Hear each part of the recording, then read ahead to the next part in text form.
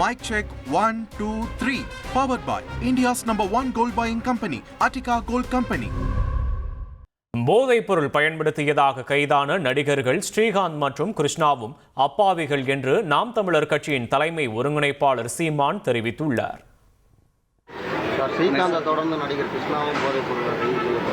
நான் உங்ககிட்ட கேட்குறேன், நீங்க ஸ்ரீகாந்தும் கிருஷ்ணாவும் தான் போதைப் பொருளை வித்தாங்கல்ல? 2 பேரை தவிர யாரும் பயன்படுத்தலையா?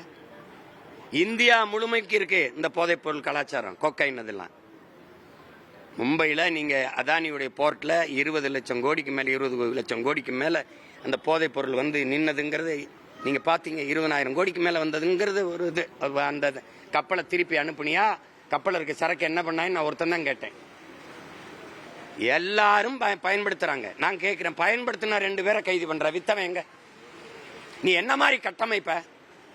காட்டுக்குள்ள இருந்த எங்க வீரப்பனை சந்தன கடத்தல், வீர கடத்தல், யானை தந்தத்தை கடத்தல், கடத்தல்காரம்ப. ஏய், வித்தவன் காட்டுக்குள்ள இருந்தான், வாங்கினவன் எங்க இருந்தான்? எங்க இருந்தா வாங்கினவங்கள எவனை கைது பண்ண? நீ ஸ்ரீகாந்தும் கிருஷ்ணா தான் குற்றவாளிகளா? அப்பாவிகள். பல 2 பேரும் கைது பண்ணதுனால நீங்க இப்ப பேச வர்றீங்க இல்லையா? நான் வித்துக்கிட்டு தானே இருந்திருப்பான்.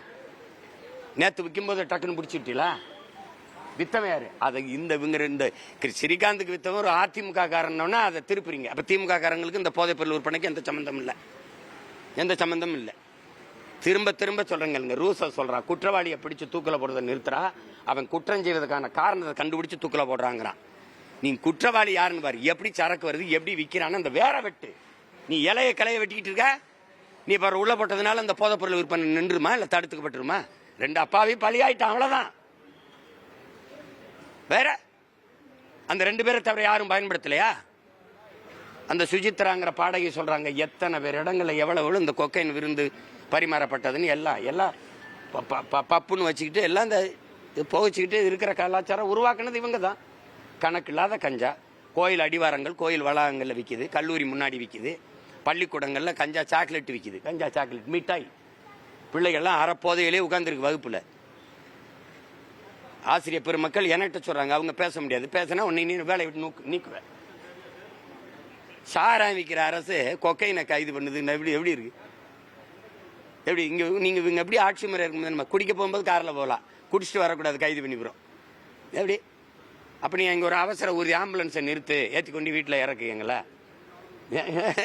ஏன்னா இது எப்படி ஒரு நாடு? குடிச்சிட்டு வண்டி ஓட்டக்கூடாது, ஆனால் குடிக்க போகும்போது வண்டி ஓட்டிட்டு போகலாம். ஒருத்தனும் கழியக்கூடாது, ஒருத்தனுக்கும் கோபம் வரக்கூடாது. Mic check 1, 2, 3. Powered by India's #1 gold buying company, Attica Gold Company. Trend friend ஆக்கிக்கோங்க.